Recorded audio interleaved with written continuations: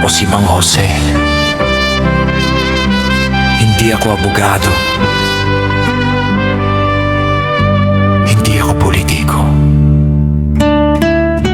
Isa lamang akong ordinaryong Pilipino na nakatingin, nakikinig at nagtatanong. Sa loob ng Senado ngayon, maraming tinig ang nagbabanggaan, maraming usapin ang pinagtatalunan. Ngunit iisa lamang sana ang ating hangarin.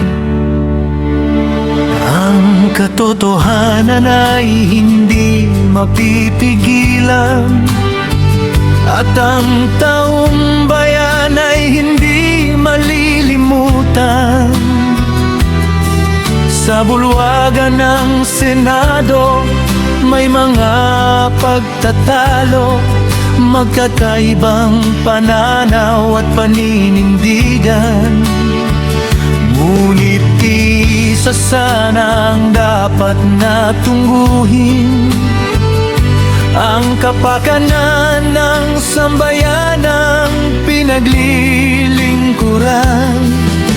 Maraming usaping nangangailangan ng linaw, maraming tanong na naghihintay ng sagot. Huwag hayaang matabunan ng kaguluhan ang katotohanang dapat mabunyag.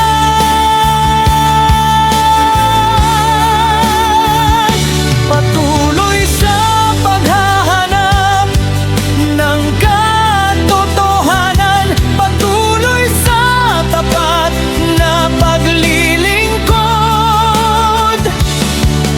Hindi ang kapangyarihan ang pinakamahalaga, kundi ang tiwala ng taong bayan.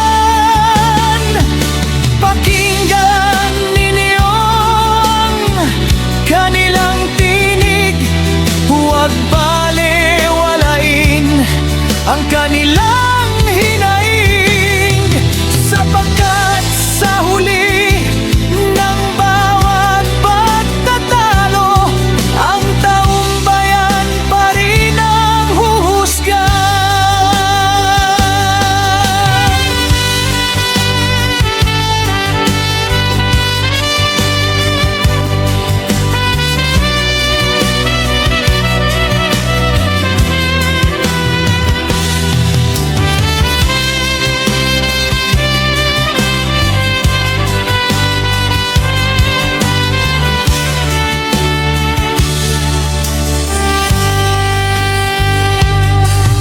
Kung may pagkakamali, dapat masiyasat.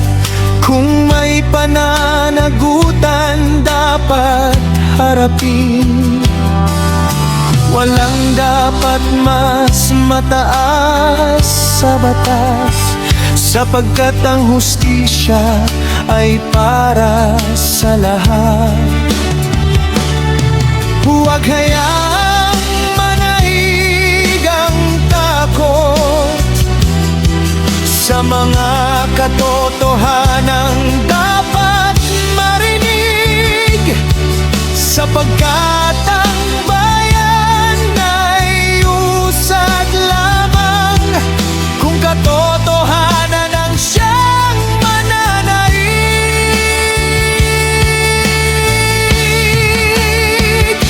Patuloy sa paghahanap ng katotohanan, patuloy sa tapat na paglilingkod. Hindi ang kapangyarihan ang pinakamahalaga, kundi ang tiwala ng taong bayan. Pakinggan ninyo ang kanilang tinig, huwag balewalain ang kanilang hinaing, sapagkat sa huli ng bawat pagtatalo,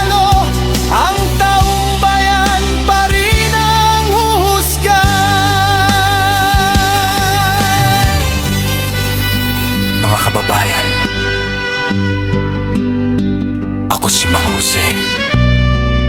Isa lamang ang aking paalala.